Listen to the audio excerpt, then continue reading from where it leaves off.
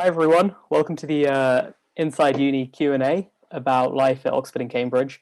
We're just going to wait a few minutes to let people tune in, and then we'll get started with the main event. And just while you're waiting, if you want to drop any messages in the live comments on YouTube, just saying what subjects you're interested in, or maybe where you're tuning in from, and then we'll kick off in a few minutes. Okay. Let's make a start. So thank you so much, guys, for tuning in. We are part of Inside Uni, and we're doing a live Q&A with some Oxford and Cambridge students for you guys to ask some of your questions about student life at the universities, and we'll give you some thoughts. So the way the event's going to work today is we'll start off with an introduction, just talk a bit about ourselves. We'll then go on to some questions that people submitted before the talk, and then after that, we'll have a chance for you guys to ask us questions a bit about life at Oxford or Cambridge, or any other questions that you're kind of wondering about. In the final part, we'll wrap up and we'll talk, we'll basically get your ideas for what sort of questions do you have and what things do you want to learn about future videos that we're going to be releasing over the next few weeks. And we're really excited to have all of you guys here. And definitely make good use of the YouTube comments because they'll be live, we'll be getting them in, and then it's kind of a chance for you to talk to us as well.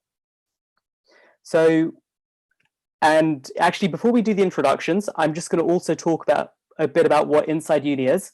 So we're part of Inside Uni, which is a non-profit, and our mission is to make sure any applicant to universities and also Oxford or Cambridge has access to reliable free advice written by students. You can visit our website on insideuni.org. And on there, we have some free subject guides, and we also crowdsource student testimonies about what it was like in their application and how they went about applying.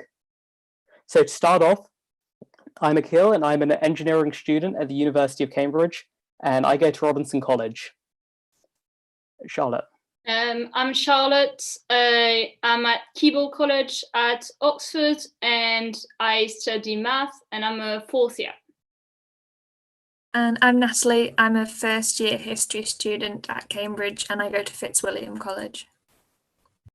Hi, I'm Peter. I'm a second year PPE student at Oxford. That's philosophy, politics and economics, and I go to St Hilda's College. Hi, I'm Tami. I'm a first year human, social and political sciences student at Cambridge, Fitzwilliam College. Hi, I'm Helena. I'm a master's student doing an English master's at the moment, but I did the English language and literature master's at Oxford, and I'm currently at St Cross College, and I was at Jesus College in Oxford. Awesome. Okay, so to be starting off, we're going to do a few day in the lives just from a range of subjects, and we'll be starting off with Charlotte, who studies maths. Hi guys, yeah, so just to give you an idea of a day in my life at Oxford, I would typically have like 2 hours of lectures in the morning, so 9 to 11, for example, at the maths department, which is 2 minutes away from where I live. And then I would probably have some kind of independent study time in the library or in my room, just working on problems set by my tutors. Then I would have lunch in my college. And in the afternoon, I might have a tutorial, so just working out the solutions with my tutors, or I could have football training, for example, with the university team. And then in the evening, we sometimes have socials with at our college or something like that. And typically this is for math, but other science subjects might be more lab heavy, for example, but you can ask more questions about this later. And so I'm a history student, so we have slightly less contact hours than a lot of maths and sciences students. So in the morning, I'll typically have 1 or 2 lectures, sometimes back to back, sometimes an hour or 2 apart. If I've got a gap between lectures, I might go and do some work in the history faculty library.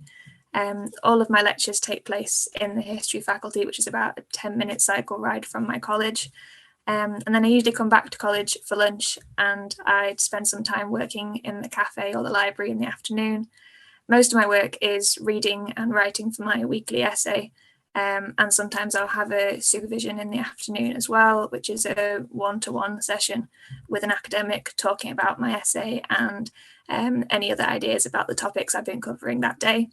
And in the evening, if I've got enough work done, then I can take some time off, spend some time with friends, doing socials or going out. But if I haven't done enough work that day, then I might have to do a few more hours reading in the evening.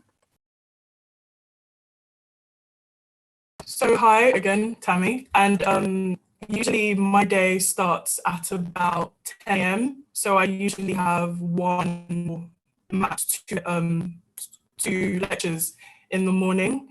And what I usually do after this is I will spend my time in the library doing some reading for my supervisions. And then if I have a supervision, which is, as Natalie said, a one-to-one discussion, usually mine, I have about 2 to 3 people in my supervision. And it's just us talking about different subjects, and just working through the essay I might have done for that supervision. And then after this, I either do some more reading, or my friends and I, we usually have this little like Netflix party in someone's kitchen where we just watch different TV shows and like discuss and have our different opinions on them. So that's my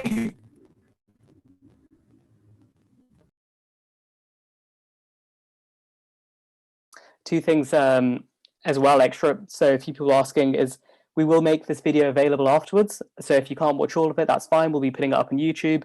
And I've just seen somebody tuned in who's looking at master's courses. So we are predominantly focusing on undergraduate, the undergraduate application at the moment, but we do have 2 4th years and a master's student on here. So we're happy to talk a bit about how it works as you sort of get to the master's end of the university. And what we'll do now is we'll talk a bit about the pre-submitted questions that came in. And while we're doing this, feel free to ask any follow-up questions on in the YouTube chat, and then we'll come on to those afterwards. So Peter, if you wanted to start us off. Sure. So one question that we received was, do people get in having reapplied if they didn't get in the first time round?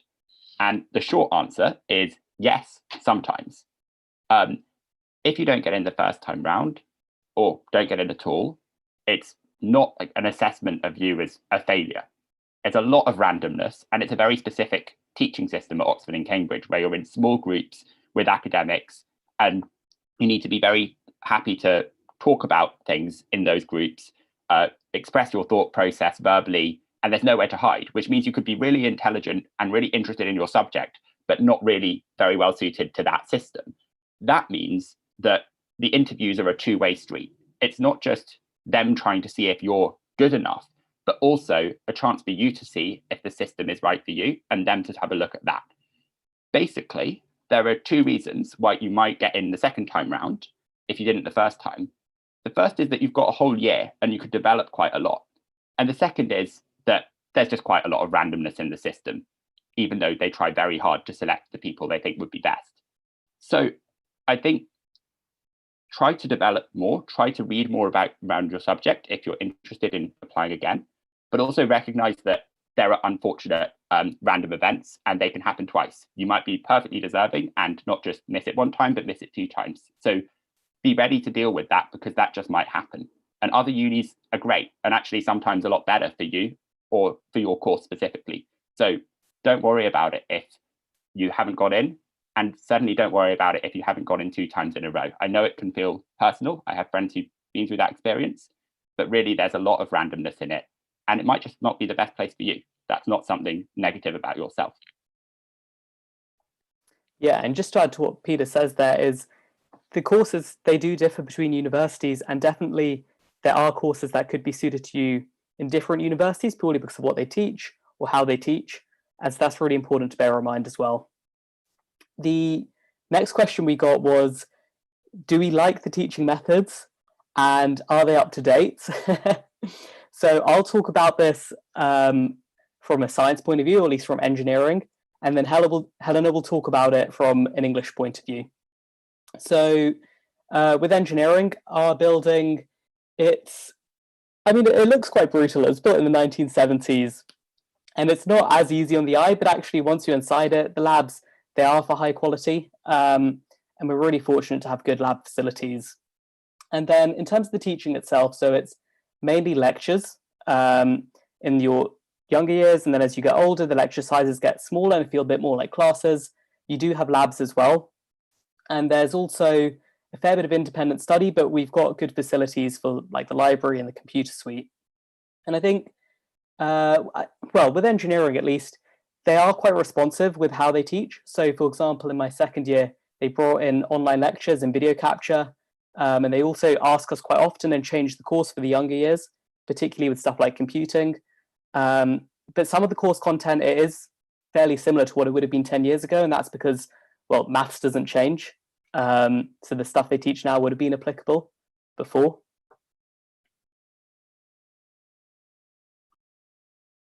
So I'm going to speak a little bit about my experience with doing English at Oxford. And again, some of this might be specific to Oxford, might differ at Cambridge, but I'll just talk about my experience. So the teaching methods that I experienced were split into lectures, classes, and tutorials. Lectures were kind of generally non-compulsory. The main bits of the course that you're looking at are the classes and the tutorials. And the classes involve the people doing your subject in your college. So there were 6 people doing English at Jesus College in my year group, so I had classes with them once a week. And tutorials or supervisions at Cambridge, that's with 2 or maybe 3 people and a tutor. So there's a lot of very small group contacts. This means that you do spend a lot of time kind of defending your arguments, having really intense discussions with people, which means it's a challenge, but it's one that I definitely enjoyed. It means that you do have a platform to kind of discuss your arguments and get feedback on them. But it also means that you've got a place to ask questions, bring up thoughts and queries or things that you weren't sure about. So in that way, the kind of challenge is also balanced with the fact that you can ask the questions that are kind of troubling you when you're trying to write your essays.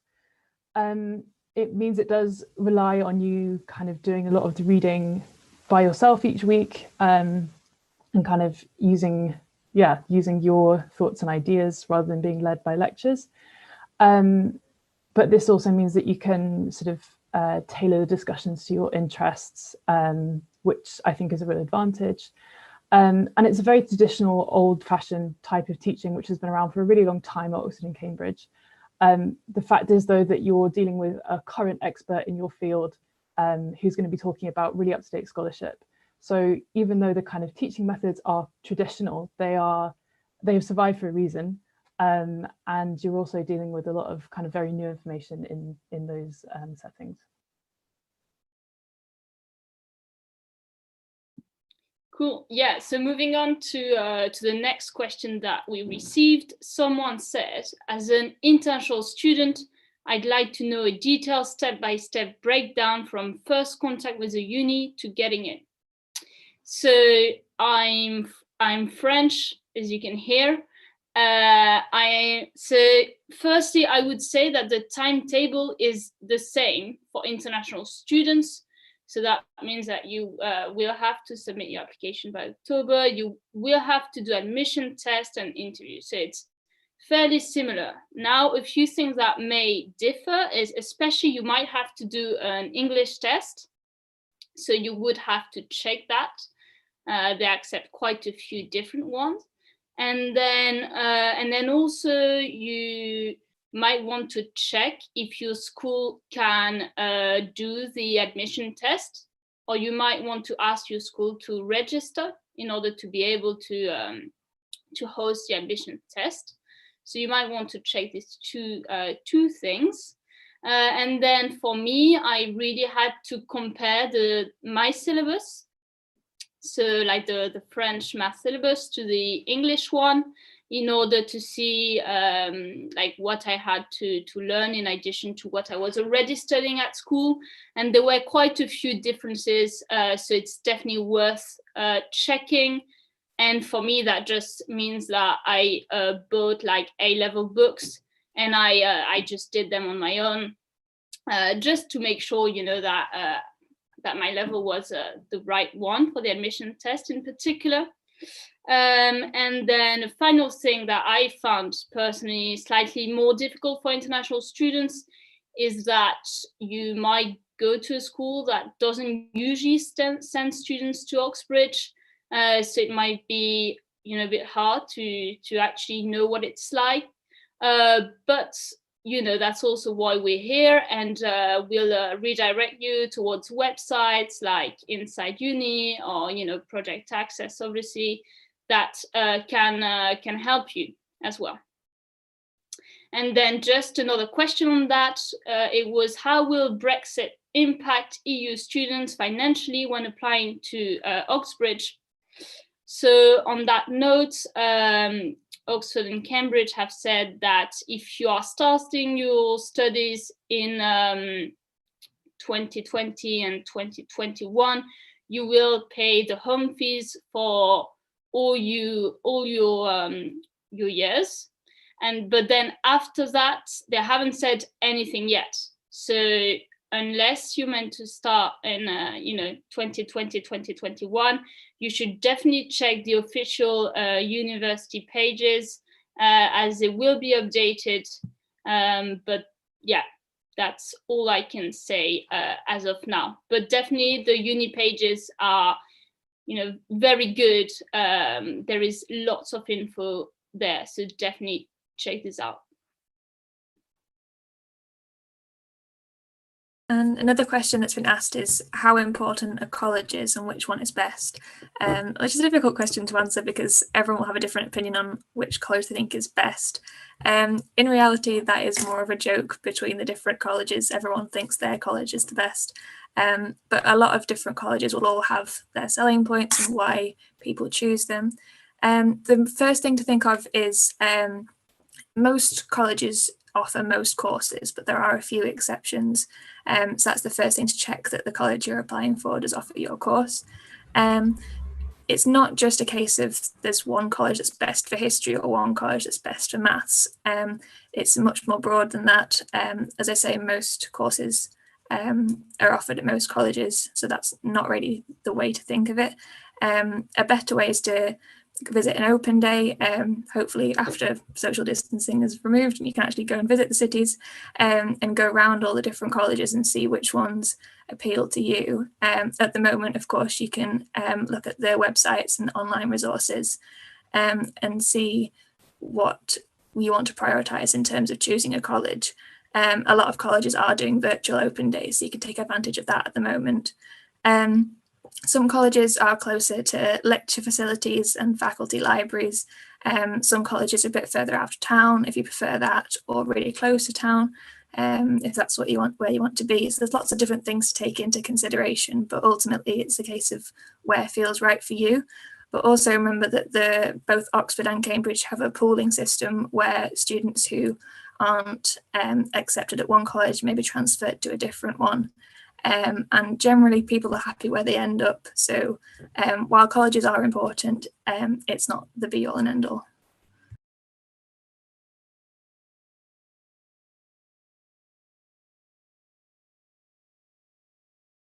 Peter, did you want to add something on that question? Yeah, so I completely agree with everything that's just been said, but I wanted to just explain a little bit more about the pool system, at least how the pooling system works at Oxford, since it's a term that gets thrown around and it's often not that well explained. So there are loads of opportunities for you to move around between colleges, which means that if you apply for a college that year has loads of applicants for your subject, you're not going to be disadvantaged in terms of how likely it is you're going to get into the university as a whole for that subject. So you can apply open offer, you can apply open application if you don't have a specific college choice, and then they can randomly allocate you, or you can apply for a specific college. Then once you've done that, you can get interviewed either at the college you applied for or were allocated to, or at some other college. Then during interviews, you can be interviewed at another college as well. In some subjects like maths at Oxford, this is done automatically, so everyone interviews at 2 colleges at least. And you can even be then given an offer by a college, another college, or even a college that didn't interview you based on what the people at those colleges said. And finally, you can be given an offer that isn't specific to a college. That's called an open offer. And it means you've definitely got a place at the university if you get the right grades or any other conditions, but you don't know which college it is yet because it depends on how other people's results go. That means there are loads and loads of opportunities for people to move around between colleges. And in some subjects at Oxford, it's completely centralized. So that's even smoother. But basically the key thing is picking colleges strategically, at least at Oxford, doesn't really make sense. The only reason why you might want to do that is if for some reason there's one college or a number of colleges that you really don't want to go to, which is, there's no reason why that would be the case. Then maybe apply for one that's got slightly fewer applicants for your subject so that you're less likely to be reallocated to one of those colleges. But it won't affect your chances of getting into the university as a whole in general.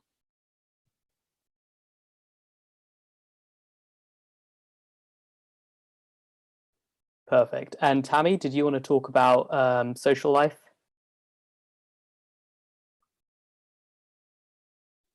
You're on mute, by the way. Perfect. The thing is, in Cambridge, and I would imagine in Oxford, your social life is what you make of it. There are different societies in your colleges, in the university as a whole, and it's really just, the onus is on you to go out and find societies that suit your personality and the things you like. So honestly, it's just about going out and meeting people. So for me, I'm part of Kickboxing Society. I'm part of the African Caribbean Society in Cambridge. And what else do I do? I'm part of the BME campaign. So it's just a thing of meeting people, like-minded people in different societies.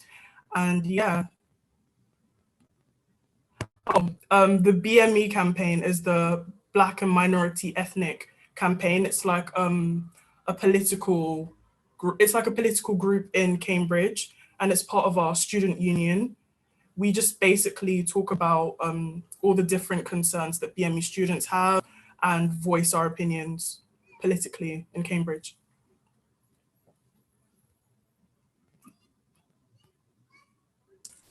Yeah, just to add to that, some of the things I'm involved with as I'm the captain of my college mixed netball team, which is a lot of fun. It's very laid back, not very serious at all. We just turn up and play some matches at the weekends, which is just a good way to escape from work. And there is so much balance to be had between work and play, and people really do that, just to emphasize that we don't just spend all our time working. We do have lives outside of that. And university is about so much more than just getting a degree. It's the kind of life you have while you're there. So social life is definitely very important. Yeah, I think the main point, and it's true for both Oxford and Cambridge, is that there's definitely something for everyone, no matter what you like. And there are so many opportunities to try out new things. Yeah, so for example, I've done a lot of sport, like for university, which is quite serious. And then you would have like matches every Wednesday and stuff like that. But then I've also played for college, which is really social and really fun. So I think there's really something for everyone, which is a really cool thing. And also a good thing about being in a college is that you have a really like close community where you know most people, which is really cool. And there are lots of events organized by your college too. And one thing I just wanted to finally add on that as well is sometimes your college may not have a particular society or certain sports team. And that's fine, because in many cases you can just contact a nearby college and just say, hey, can I join your team? So in my final year, I actually wanted to try volleyball, and my college doesn't have a volleyball team. So I just went to the one next door and I said, can I play with you guys? And they were like, yeah, sure, join us. So there's a lot of flexibility. Okay, so that's kind of covered the questions we had submitted beforehand. Definitely ask us a bit more about those if you want. For the main chunk of this Q&A, we're going to be answering your questions that come in for us. So I'm just going to have a look at the list that we've got coming in. And another thing to say as well is, so this Q&A we're going to keep fairly general about just student life. We are going to hopefully do more that specialize into more, I guess, niche questions. So we may not answer all of them today, but definitely keep asking us, and then we can think about if we find other students who'd be perfectly placed to answer your questions. Okay, so the first question is about engineering. So are economics lessons integrated into engineering studies? Okay, so I'll talk a bit about Cambridge first. And the one disclaimer I put on this, I'm a fourth year and I imagine this will be the same, but it's always worth just checking the kind of the advice on the engineering website for both universities, because that will specify what the course looks like. So in Cambridge, the engineering course is quite wide.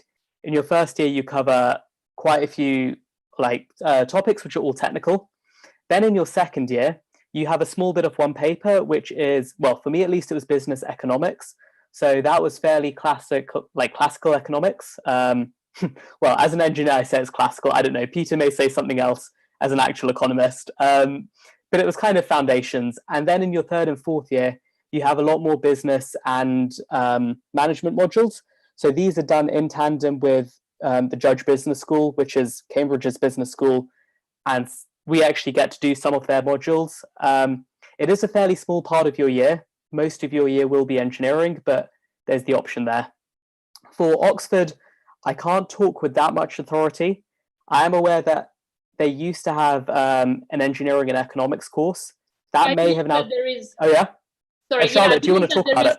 There is definitely a course, I would say in fourth year, about economics. There might be one before that, I'm not sure, but I believe that there are some opportunities. It's definitely worth checking on the department website though. Yeah, absolutely. And if you've got any follow-up questions, feel free to just put them back in the chat. Okay, Tami. On mute again. Perfect. So the question is, what book would you recommend to read beyond the HSPS reading list? I think first of all, you just really have to read subjects that you're interested in, because then you can have a genuine discussion about these topics. So for example, I read The Racial Contract by Charles W. Mills, and that was just because I was very interested in like race in as a topic, and seeing ways to discuss the topic in like a political sense. And yeah, I think what would be really interesting to do would be to have a specific subject you're interested in and read about it using different dimensions of HSPS. So, for example, reading a political book about race and then a more social anthropologic book about race. That would be very interesting. But yeah, those, I think, what else did I read? Fanon, another good author to read. Yeah, I think just find something you're interested in. That's the general advice.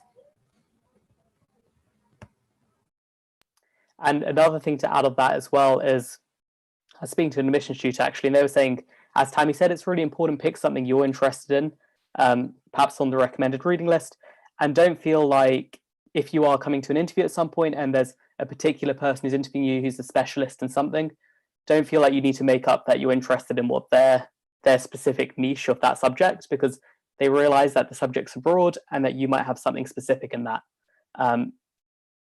Yeah. Helena. So we've got a question, which is that someone has heard that Nuffield College is really good because there are many political philosophers there, but it's also highly competitive. Would you recommend applying for it anyways? And I should probably clarify that colleges at graduate level work a little bit differently. So whereas at undergraduate level, you get taught in tutorials or supervisions and classes in your college and by your college tutors, at graduate level, you get taught in faculties or departments. So the kind of relationship between a subject and a college is less direct than it is at undergraduate level. And in that sense, your college choice is kind of more informed by the social life or the accommodation or the size of the college, or whether it is a graduate only college or a graduate and undergraduate college, because there's a range. So Nuffield is one of the graduate only colleges. So is St. Cross, where I am now. And I applied to a different college originally, and I got sort of pooled in the system and placed at St. Cross. So in that sense, it does work like the undergraduate admissions in that you can apply to one college and it shouldn't affect your chances of being more or less likely to get into the university, because they might have a place for you at that college, they might not have a place, so they transfer you to another college. So if you really like Nuffield and you think that you'd really like to go there, then go ahead and apply for it. But be aware that it's not so much part of your course at graduate level, what college you're at. So I hope that helps.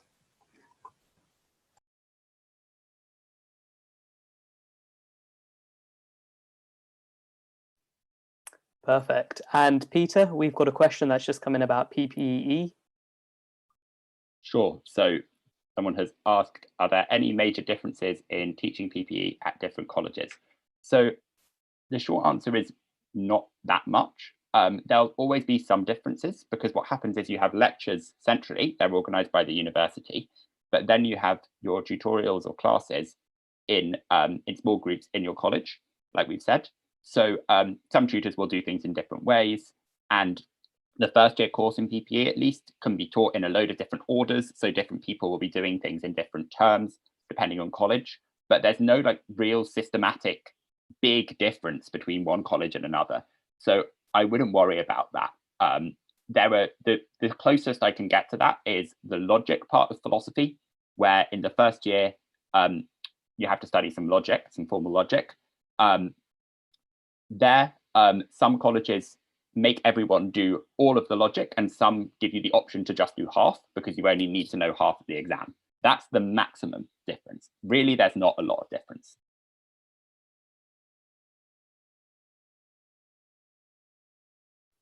Perfect. And so we've got a question about any tips for the personal statement.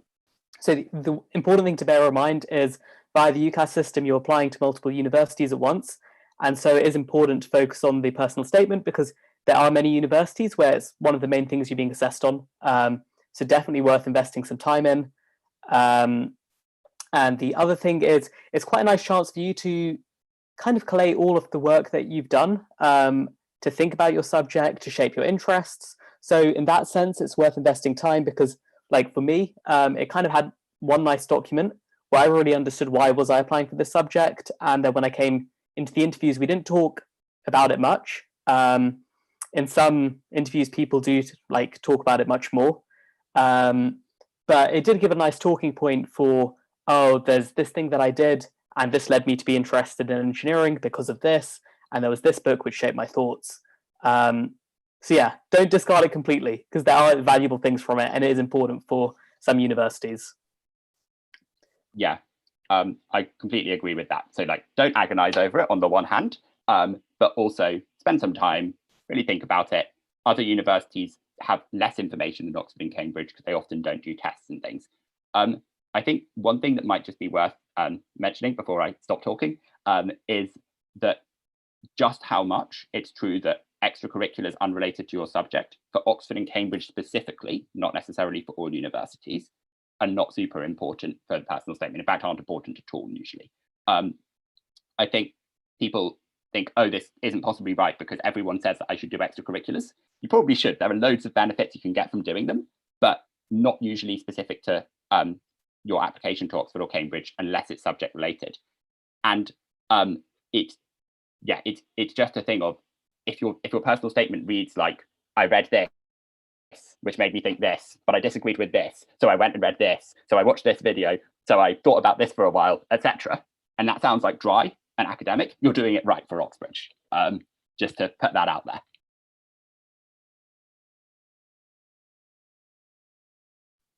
Brilliant, thanks, Peter. And Tami, did you want to mention some stuff? So for example, if you're applying for HSPS, a subject that has many different like layers, different areas, it would be, I think you need to make sure that in your personal statement you show interest in the subject, because it's very different from studying politics and international relations, for example. However, the university doesn't assume that you study all the subjects, so there's no pressure to include something about social anthropology, something about sociology, something about politics, and something about international relations. If you only studied politics, then yeah, you can talk about just politics. However, I think it's important to show that you're thinking beyond just politics, because that is what HSPS is. It's seeing one subject with different lenses. And that's what I tried to do in my personal statement. I made sure that even though, yes, I've never studied social anthropology before, I was trying to understand different societies, how, for example, in one society, there's a certain culture, and that is contrasted in another culture. And I think it's always good to have that developing sense of I can see things in different ways.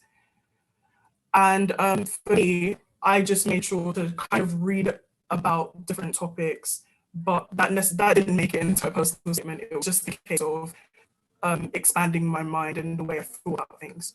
So it would be good to make sure that you find online resources. So for example, I did use InsideUni before applying to HSPS, and I made sure to have a look at all the different modules. And yeah, that's all I have to say. Maybe I'll just add a quick thing. Like the personal statement is super important for the universities, which is why you should definitely spend time on it. Now for math, it might be slightly different because of the admission test. So yeah, if you don't have the sufficient mark at the admission test, your personal statement, like they might not read it. So I think the admission test might be the most important part. But you should also definitely put some effort into your personal statement. Yeah, and it's the same sort of story for courses like PPE and economics and management. Basically, all of the courses that are very oversubscribed and use an admissions test at Oxford, Cambridge might work differently. Basically, they may look at your personal statement, but it's much less important than things like your admissions test. And if you're from the UK for GCSEs, but the key thing here is that your GCSEs will be contextualized. So if you got like, decent GCSEs from a school that was in a very difficult situation, that can look just as good as someone who went to a great school getting great GCSEs. But yeah, if you can prioritize, if you need to choose between working on the admissions test and working on the personal statement, I'd push towards spending more time on the admissions test. Okay, and Natalie, you're going to talk a bit about mock interviews. Yeah, so a question that's just come in is, are mock interviews a good way of preparing for interviews? Which is a good thing to ask because it can be a thing that applicants can see as dividing them. So students who have access to mock interviews and those who don't. But that's not really the case at all, because the idea of the interview in general is to talk about your ideas. And so as long as you've had experience of talking about your ideas out loud, especially with anyone who's willing to listen to you, it doesn't have to be a teacher at school, anyone who's willing to talk about ideas relating to your subject and your thoughts on it, then that's really useful. So I know from my perspective, I came from a school where no one else applied to Oxbridge and no one had done for several years. So my teachers weren't really used to people like me trying to get an interview at Oxbridge. So I found it more useful to talk to my parents, my friends, anyone who was willing to listen about history, about what I found interesting, debating things, just talking about ideas out loud, because that was more useful for the interview itself. And that's the experience that I found most valuable. Even if you don't have that, the InsideUni website is really useful for this. Because it has so many testimonies of people's interview experiences and what it's like.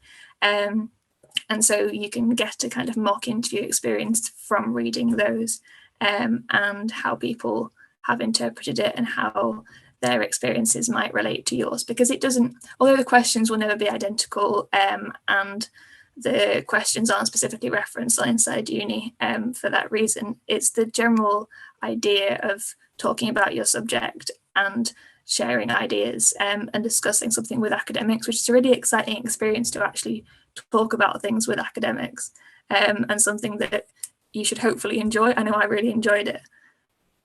But one thing you can prepare for is knowing your personal statement, because this is likely to come up. Although the interview might seem really daunting, one thing that you can prepare for, even though it might not come up, but you might feel more prepared if you have it ready. So just knowing the content of your personal statement, what you've put on it, the books you've read, being able to talk about them, that's probably a useful thing to do. And certainly for science interviews, it's useful to work through some questions. So for example, engineering, and this probably applies for some of the other sciences as well. There's a website called I want to study engineering.org, I believe. And they just have all these maths questions, and you can go practice working through them. And you don't need to do everything perfectly. I made quite a few mistakes in my interview. At one point, I think I added 6 + 7 on the calculator. And the interviewer looked at me and said, "Did you need to do that?" And I said, "I think so, because I'm pretty nervous." So it's okay. You don't need to go for perfection. Just talk through what you're doing and try and explain your thought process. Helena, you're going to talk through the next question. Yeah, so we've had another graduate study raise the question, is the emphasis on academic subjects true for master's applications as well? So I think with master's applications, there's less of a clear formula. It kind of depends what university you're applying to, what master's course. So the first thing I'd absolutely recommend is read the requirements of the application really carefully, because it's not exactly the same as an undergraduate personal statement, and it does depend on the particular course. In my case, applying to the Oxford English faculty to do a master's, I was asked to do more of a research statement style application. So I think it was called a statement of intent or statement of research. And so in that way, it was very much academically geared to what I would like to do at the research end of the master's. So I think if you have any kind of really relevant work or extracurricular experiences which are kind of pertinent to the course that you're applying for, I would recommend really making sure that you're applying them to the things that you're talking about in your statement. So rather than kind of throwing in extracurriculars just for the sake of it, make sure that they are directly relevant to the kind of research that you're talking about in your statement.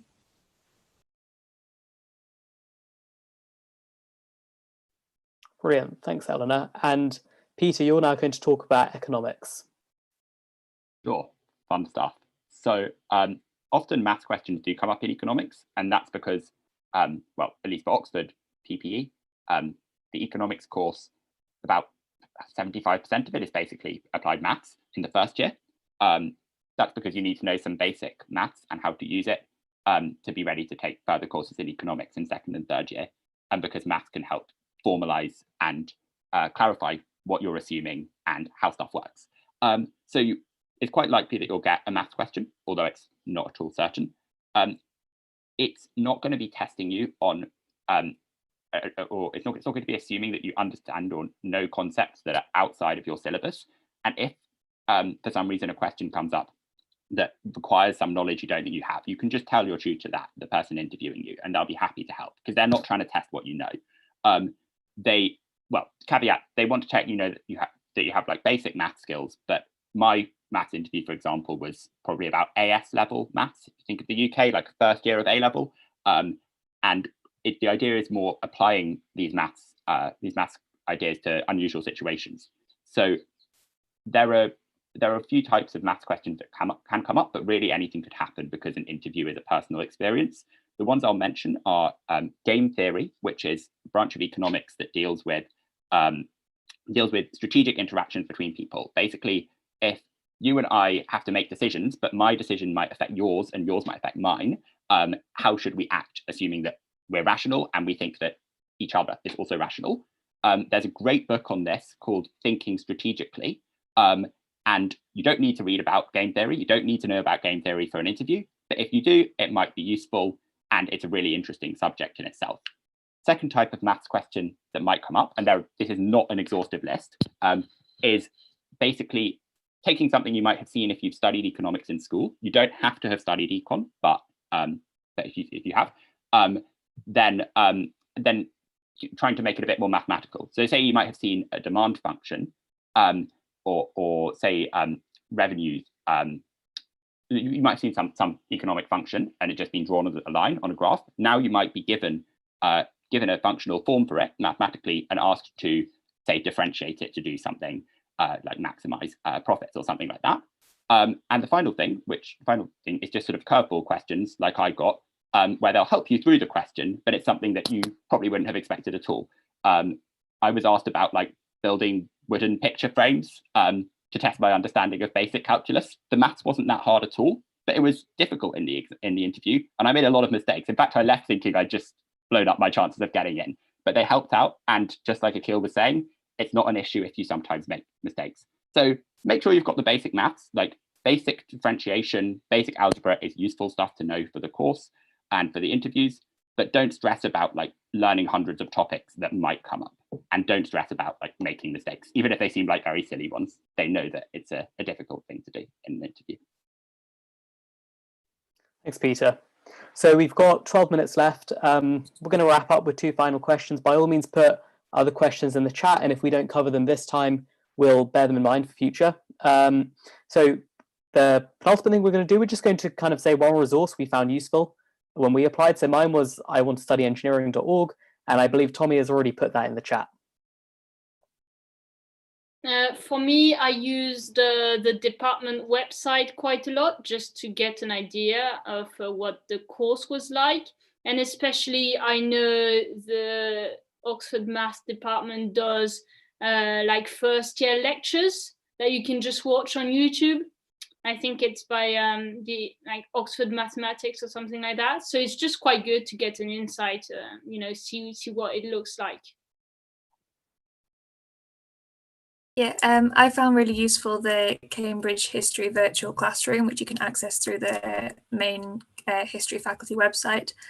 It just contains some primary source exercises and some ideas about evaluating historians' opinions, which you might not have covered at A-level, but you'll get very used to when you start your degree. So it's a good kind of transition resource to use.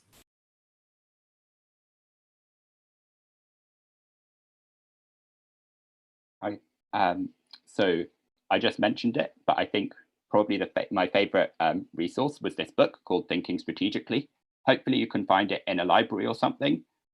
If not, it might be possible to get it online, like a used copy, quite cheaply, but you don't need to buy anything at all. So don't worry if you can't access it.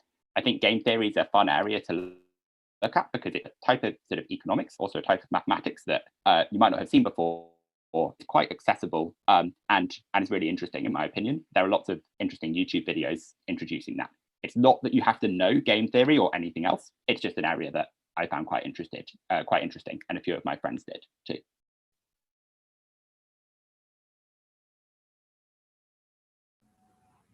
I've already said my resource, but I'm going to mention it again. Charles W. Mill's The Racial Contract, or if you're interested in other things, you could read more about gender or different things. You could read about gender, race, feminism, EC. It's just a case of reading things you're interested in. So that was what I was interested in. Another book, Frantz, Fanon, Wretched of the Earth. That's another really good book to read. Yeah, if you're looking for books, it might be good to just look online, look on YouTube. There are different videos talking about different subjects. Just have a look around, see what you're interested in, and then read from that as opposed to just reading what they give you, as well as like just anything else. Just try like expand yourself. So a resource that I used when I was applying for the English undergraduate course was Carol Rumen's Poem of the Week, which is a column in The Guardian. And basically every week, Carol Rumen sort of talks you through how to read a particular poem.